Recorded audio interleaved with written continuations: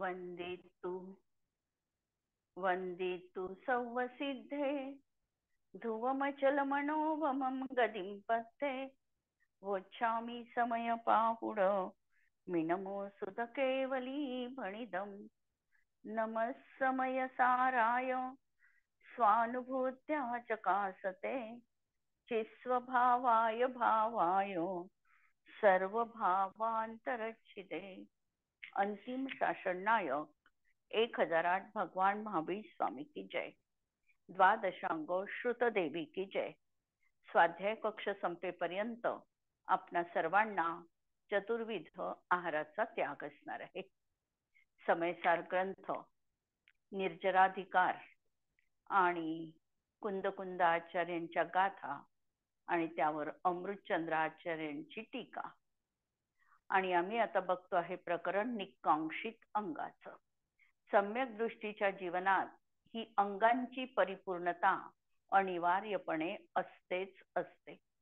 भोगोपभोगाविषयीची कोणतीही अभिलाषा जीवनामध्ये त्याच्या राहत नाही, कारण अतींद्रिय अशा आनंदाचा त्यानं अनुभव घेतलेला आहे आणि त्या आनंदासोबत हा इंद्रियजन्य विषयांचा आनंद हा अत्यंत नीच दर्जाचा, हीन दर्जाचा आहे।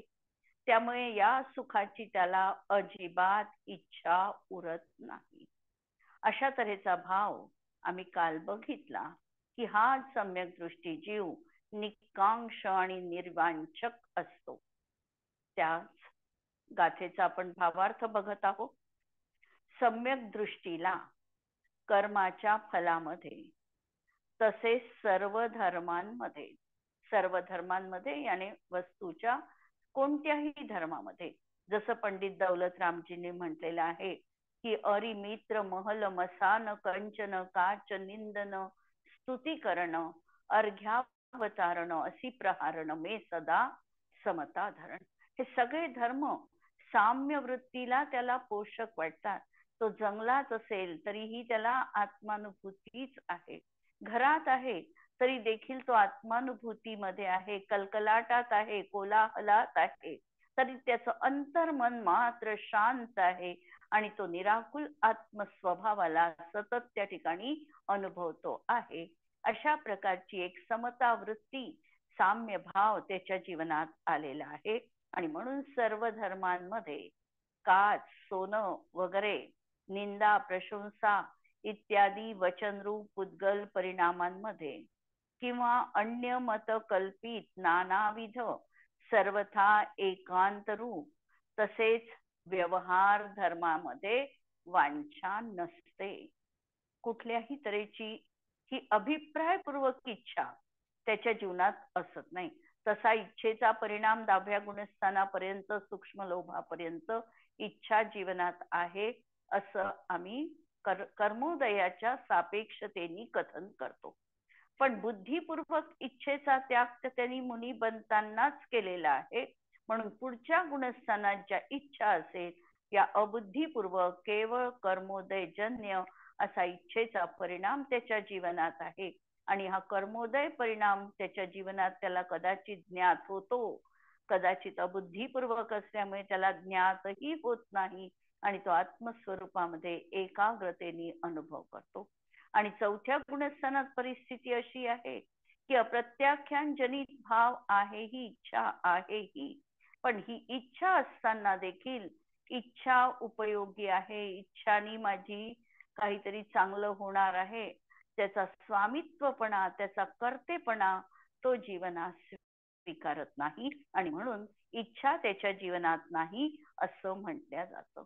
किंवा हा जो व्यवहार धर्म आहे, या व्यवहार धर्मामध्ये देखील तो काटेकोरपणे पाळतो आहे, 28 मूलगुणांचं पालन करतो आहे। पण का? कारण शुद्धा स्थित राहू शकत नाही, म्हणून अपरिहार्यपणे अवश्यपणे शुभोपयोगामध्ये त्याची प्रवृत्ती आहे। अशा तऱ्हेचा हा भाव आहे। त्यामुळे त्याला वांछा कृतबंध होत नाही, वर्तमान पीडा सहन करवत नाही, ती दूर करण्याच्या उपायांची इच्छा चारित्र मोहाच्या उदयाने होते। तो स्वयं त्याचा करता होत नाही, त्यास कर्माचा उदय मात्र समजून ज्ञाता तेवढा असतो.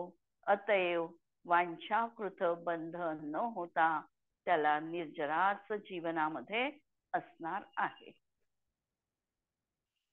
हा जो ज्ञानी आहे, हा अतींद्रिय आनंद स्वरूप आत्म्याची अनुभूती त्याच्या जीवनात आलेली आहे. अतींद्रिय आनंद म्हणा, अनुपम आनंद म्हणा, अव्याबाद आनंद म्हणा, अशा तऱ्हेचा आनंद त्याच्या जीवनात त्याची झलक त्यांनी अनुभवलेली आहे. आणि ज्या व्यक्तीने एकदा अशी अमृतानुभवाची गोडी चाखलेली आहे, त्याच्या समोर या विषयांचं सुख हे कसपटाप्रमाणे असणार आहे.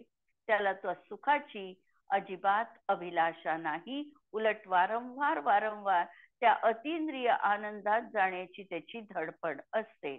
आणि त्यामुळे आत्म्याची भावना सोडून तो पर आणि पर्यायी मध्ये राग बुद्धी करत नाही.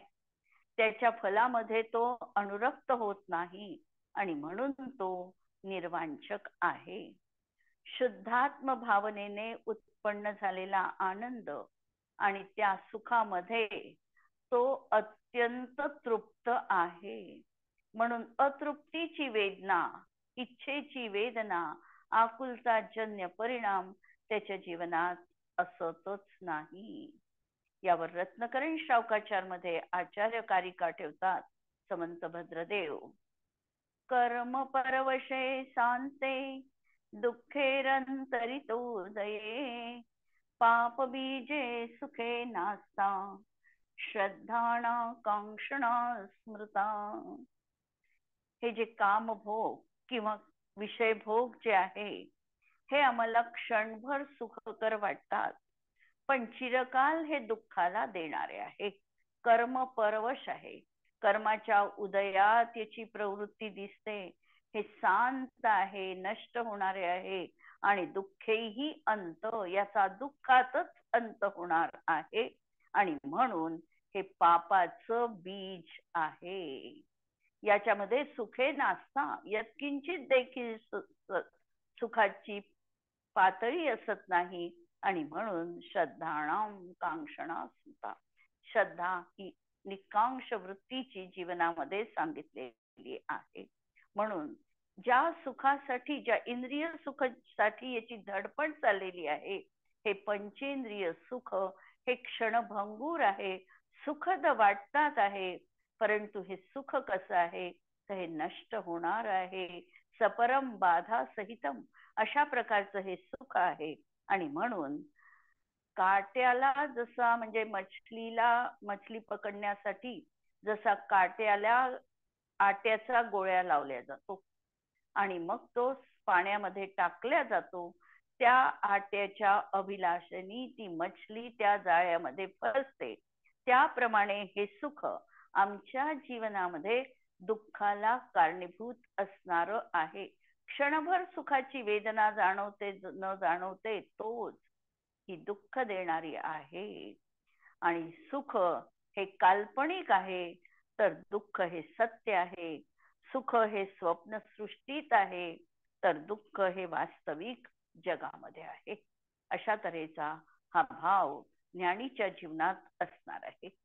पुरुषार्थ सिद्धी उपाय मध्ये आचार्य अमृतचंद्र सुरी म्हणतात, इह जन्मनि विभवादीन यमुत्र चरित्र चक्रित्व केशयत्वादीन एकांतवाद दूषित परसमयानपि च नाकांक्षे.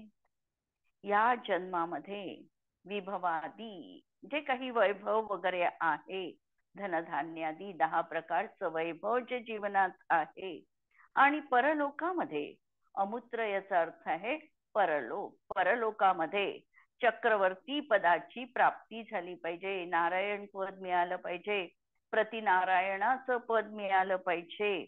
अशा तऱ्हेचा हा एकांतवादानी दूषित असलेलं, हा मला कोणत्याही प्रकारचा धर्म जीवनामध्ये अनुभवायचा नाही.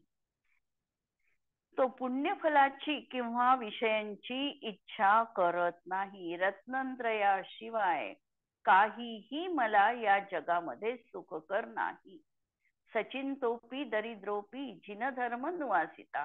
मला जन्मोजन्मी दारिद्र्य प्राप्त झालं तरी चालेल, चिंता असली तरी चालेल, परंतु मला फक्त तुझ्या चरणांची आस आहे आणि दुसरं मला काहीही जीवनात नको आहे.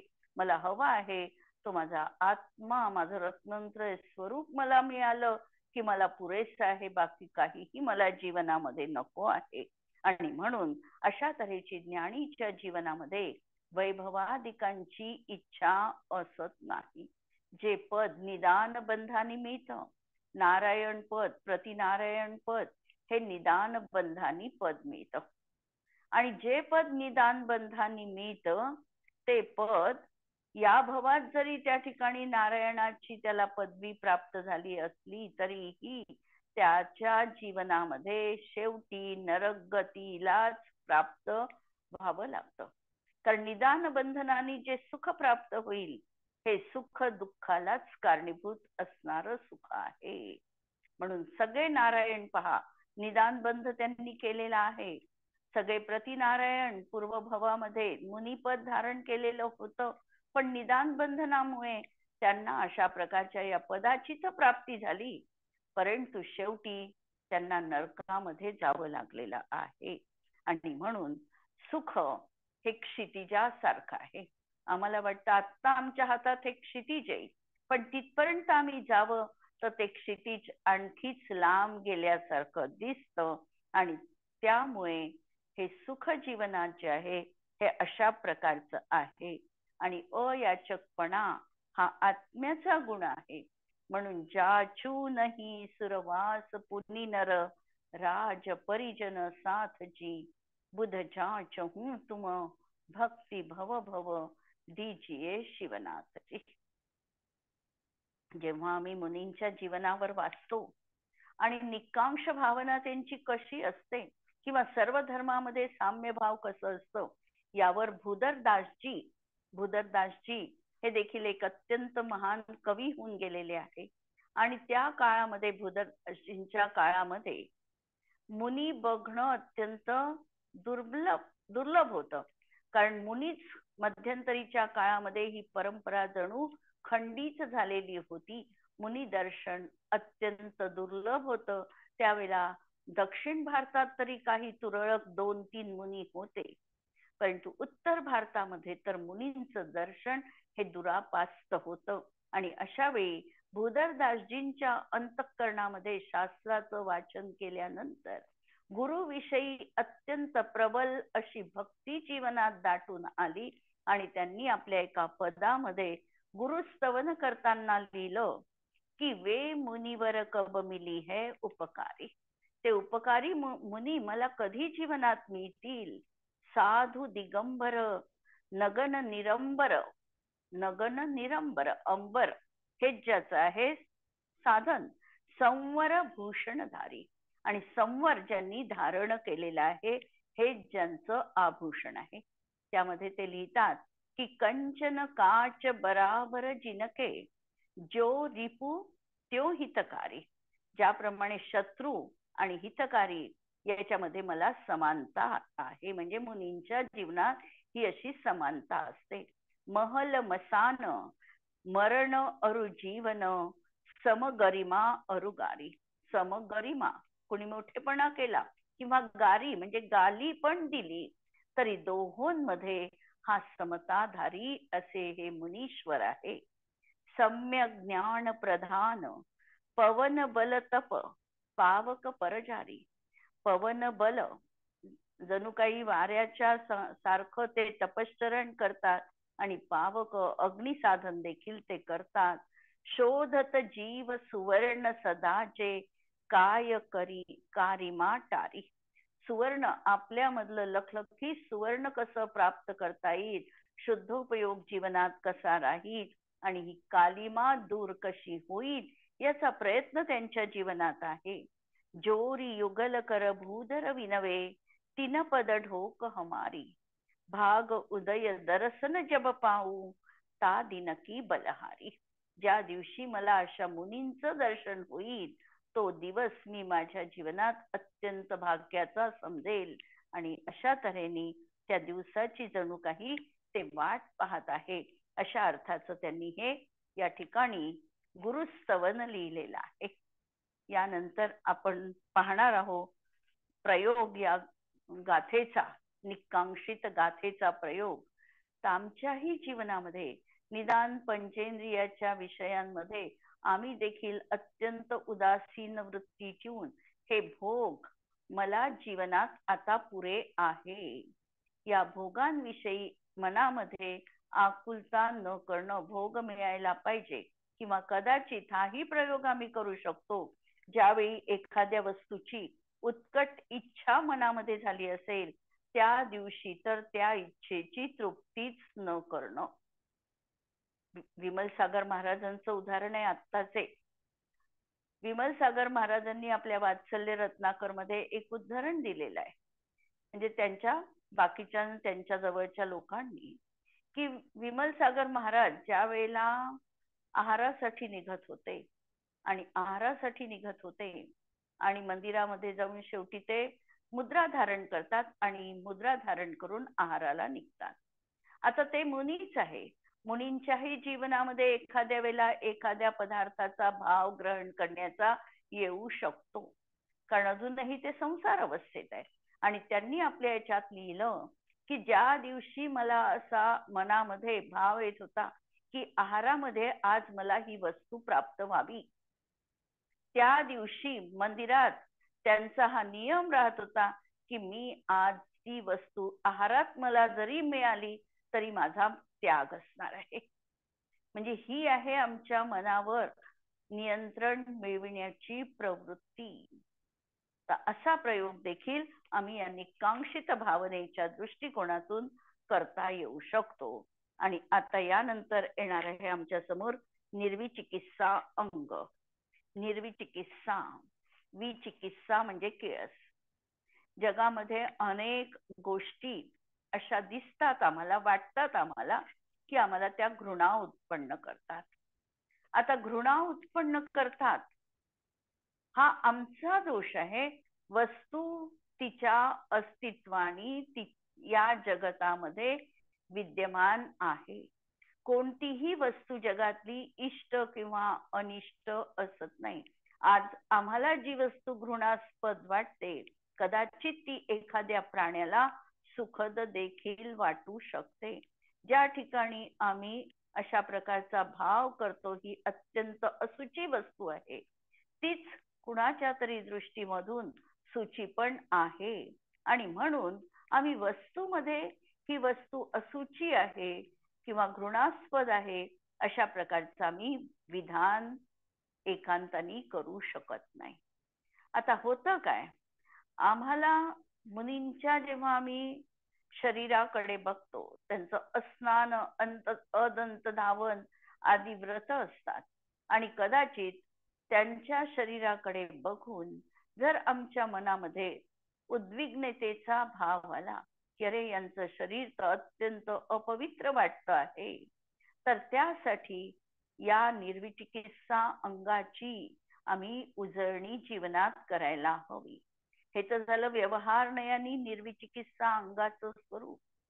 पण निश्चय नाही तर हे सांगणार आहे की हा जीव एक टंकोत्कीर्ण न्यायक स्वभावी आहे आणि जगामध्ये ज्या वस्तू विद्यमान आहे त्या त्याच्या धर्मानी विद्यमान असणारच आहे. आम्ही त्या वस्तूंना जीवनातून आणि व्यवहारातून आणि जगतामधून बाहेर काढू शकत नाही. म्हणून आहे त्या वस्तू तशाच आहे हे मनानी अंतःकरणानी प्रामाणिकपणे स्वीकारणं, याचं नाव असणार आहे निश्चय नयानी निर्विचिकित्सा अंग. या सगळ्या अंगाच्या दोन दृष्टिकोनातून आम्हाला विचार करायचा आहे. एक निश्चय नयानी करायचा आहे आणि एक व्यवहार नयानी करायचा आहे. निश्चय नाही तर आत्मप्रधानतेनी कथन करेल, निश्चय नाही कारण स्वाश्रित आहे, आणि व्यवहार नाही परसापेक्ष कथन करेल. आणि याची आम्हाला व्यवहारामध्ये जीवनामध्ये सांगड घालायची आहे. निर्विचिकित्सांगाबद्दल आचार्य कुंद कुंद भगवान लिहितात. गाथा 231. जो न करे दिदुगुच्छम चेदासव्येसिमेव धम्माणं सो खलु निविदगिच्छो सम्मादिट्ठी मुने दवो. जो आत्मा सव्वसमीमेव धम्माणं, वस्तूच्या सर्व धर्मांमध्ये, वस्तूचे धर्म, वस्तूचे जे काही धर्म आहे, म्हणजे तो चांगला वाईट अशा प्रकारचे जे काही वस्तू स्वभाव आहे, या वस्तू स्वभावामध्ये जिगुप्सेने रहित आहे. कुठल्याही प्रकारची घृणा, जुगुप्सा त्याच्या अंतरंगामध्ये नाही. त्यामुळे तो निर्विचिकित्सक आहे. म्हणून त्याला विचिकित्सेने केल्या जाणारा बंध होत नाही, उलट निर्जराच होते. सम्यक दृष्टी वस्तूचे जे क्षुधा, तृषा, शीत, उष्ण वगैरे भाव यामध्ये आणि विष्ठा वगैरे असुची द्रव्यांमध्ये ग्लानी करत नाही. जिगुप्सा नामक मोह कर्माच्या प्रकृतीचा उदय असतो तेव्हा त्याचे स्वामित्व नसल्यामुळे त्याचा तो स्वयं करता देखील बनत नाही. किळस अंतरंगामध्ये काय येते, हा भाव काय येतो, तर आमच्या मोहनीय कर्मापैकी 9 कषायामधला जो जुगुप्सा नामक कषाय आहे, त्या कषायाचा उदय असताना आमच्या अंतःकरणात हा ग्लानीचा, घृणेचा, जुगुप्सेचा भाव उत्पन्न होतो. पण ज्ञानी भेदविज्ञानाच्या प्रक्रियेमध्ये प्रवीण आहे, त्यामुळे तो कर्माचा उदय त्याच्याशी स्वतःचं नातं जोडत नाही. तो स्वतःला पृथक रूपानेच बघतो आणि मी एक न्यायक स्वभावी आहे, ही वस्तू आहे, ही कर्माच्या उदयात माझ्यामध्ये विकार उत्पन्न झालेला आहे आणि विकाराचा आणि आत्म्याचा संयोग सिद्ध संबंध असला तरी तादात्म्य संबंध नाही. आणि हा संयोग संबंध हा देखील किती का, एक क्षण, समय किंवा अंतर्मुहूर्त मॅक्झिमम हा भाव माझ्या जीवनात असणार आहे. यानंतर हा भाव त्याच्याच उदयाने नियमपूर्वक संपणार आहे. म्हणून या अस्थिर भावामध्ये माझा उपयोग केंद्रित करून हा स्वतःला दूषित करत नाही. अशा प्रकारचा हा त्या म्हणजे पर्यायीचा किंवा त्या भावाचा स्वामी बनत नाही. त्याही समयात हा भाव माझ्यात उत्पन्न झालेला आहे असं केवळ ज्ञानाने जाणतो आणि म्हणून तो ज्ञाता द्रष्टाच राहतो. भूमिका लक्षात घ्या. सम्यक दृष्टीच्या अंतरंगामध्ये सतत न्यायक स्वभावी आत्मतत्वाची रुची कायम आहे आणि त्यामुळे त्याचा जो विचार असणार आहे हा सतत ज्ञान मूलकच विचार असणार आहे. अज्ञान त्याच्या जीवनात नाहीच आहे आणि म्हणून तो परवस्तूमध्ये, परवस्तूनी मला घृणा आली, परवस्तू वाईट आहे, त्याला दूर करायला पाहिजे, अनिष्ट संयोग मला झालेला आहे, हा भाव त्याच्या जीवनात असत नाही. उलट वस्तू जशी आहे तशी ती राहणार आहे, तिच्यामध्ये मी काहीही बदल करू शकणार नाही, मला माझं स्वतत्व सांभाळायचं आहे, या भावनेने तो प्रेरित आहे आणि म्हणून हा निर्जिगुप्सा त्याच्या जीवनामध्ये तो पाळतो आहे. म्हणून ज्ञानीला जिगुप्सा क्रोध बंद होत नाही, उलट कर्म प्रकृती रस देऊन निघून गेल्याने निर्जराच होते. यावर देखील आम्ही याची थोडी तुलना यासाठी बघितली की आम्हाला व्यवहारही कळला पाहिजे आणि निश्चय देखील कळला पाहिजे. आम्हाला निश्चय तर समयसारच्या दृष्टिकोनातून कळणार आहे, पण त्यावेळेला व्यवहारण्याची भूमिका काय आहे, आचरणशास्त्र आम्हाला काय त्यावेळेला सांगणार आहे हे देखील कळलं पाहिजे. म्हणून निर्विचिकित्सा अंगाचं स्वरूप सांगताना समंत भद्रदेव कारिका ठेवतात. स्वभाव तो असुचौ काय रत्नत्रय पवित्रिते निर्जिगुप्सा गुणप्रीतीर मता निर्विचिकित्सता. ही काया कशी आहे तर स्वभावतः असुचौ. या असुची कायेला आम्ही कितीही सुची पदार्थ दिले तरीही त्याचं रूपांतरण असुची पदार्थातच होणार आहे. या कायेला आम्ही निरनिराळ्या फुलांनी सजवलं तरीही कायानी फूल धारण केल्यानंतर ते फूल सुकणार आहे. या शरीरावर जे आम्ही वस्त्र धारण करतो, संसर्ग शरीराचा झाला की वस्त्राची नूतनता संपते. याचाच अर्थ की या शरीराच्या संपर्कात ज्या ज्या वस्तू येतील, सुंदर पक्वान्न आलं तरीही त्याची परिणती ही घृणास्पद पदार्थातच होते. उत्तम पेय पिलो तरीही त्याचं शेवटी काय होतं हे आम्हाला ज्ञात आहे. म्हणजे ह्या कायेच्या संपर्कामध्ये ज्या ज्या वस्तू येतील त्या त्या शेवटी असुची होणार आहे. म्हणून ही काया कशी आहे मुळात तर स्वभावतः असुची. असुची काया आहे. आणि म्हणून ही जर काया रत्नत्रय पवित्रते, आम्हाला ही पवित्र करायची आहे, तर कशाने पवित्र होऊ शकेल? जेव्हा आम्ही सदाचार, सम्यक दर्शनाची धारा, सतत स्वाध्यायाची प्रेरणा आणि संयम ज्यावेळेला धारण करू. कुणाच्या जीवनात आहे हे रत्नत्रय तर मुनींच्या जीवनात. म्हणून स्वभावतो सुचो काये रत्नत्रय पवित्रिते. त्यांची काया ही रत्नत्रयानी मुळातच संपन्न आहे. जरी आत्मा सुची आहे आणि काया असुची आहे असं समीकरण आम्ही मान्य करत नाही. आत्मा जर सुची आहे तर त्या सुची आत्मा ज्या ठिकाणी निवास करतो आहे ती काया देखील पवित्रच म्हटल्या जाते. लक्षात घ्या. ज्या वेळेला आम्ही आता समयसारचे पहिल्यांदाचे श्लोक पाहिले आम्ही जीवा जीवाधिकारामध्ये, थोडं मागचं रिवाईज कशासाठी घेऊ की थोडे ते श्लोकही आम्हाला आठवणीत स्मरणात यायला पाहिजे. तर त्या श्लोकांमध्ये आचार्यांनी काय वर्णन करावं? आचार्यांनी एका ठिकाणी वर्णन हे केलेलं आहे की हा जो आत्मा आहे या आत्मा म्हणजे शरीर आहे असं आम्हाला वाटतं. म्हणजे वादीचा पक्ष हा आहे की शरीर आणि आत्मा एकच आहे असं वाटतं. आणि त्यांनी ठोस कारण दिलं त्यासाठी. का आम्हाला असं वाटतं? कारण आम्ही ज्या ज्या तीर्थंकरांची स्तुती उघडतो ती स्तुती आम्हाला शरीराश्रित दिसते. कशी दिसते?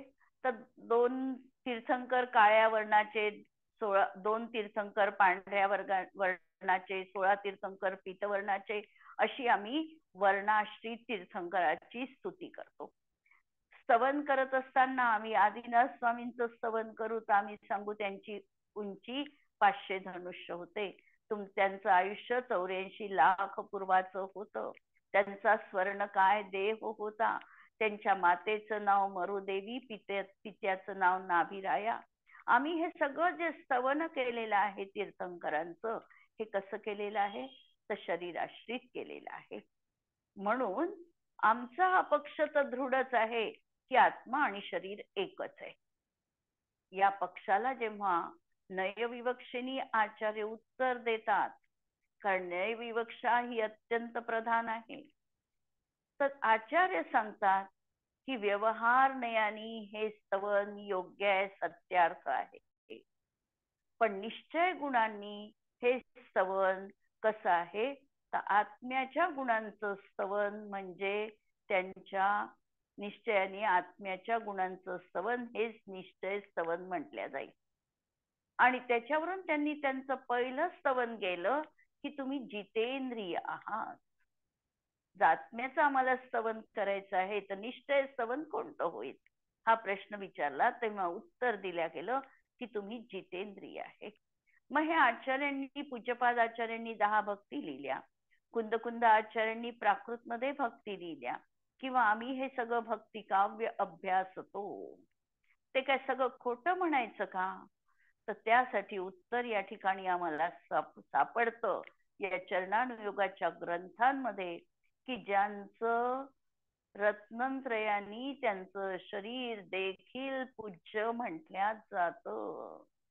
आम्ही त्यांची आराधना करतो, गुणस्तवन करतो, आणि ज्या पवित्र आत्म्याचा निवास ज्या ठिकाणी आहे ते देखील आम्हाला तितकंच पूज्य म्हटल्या जातं.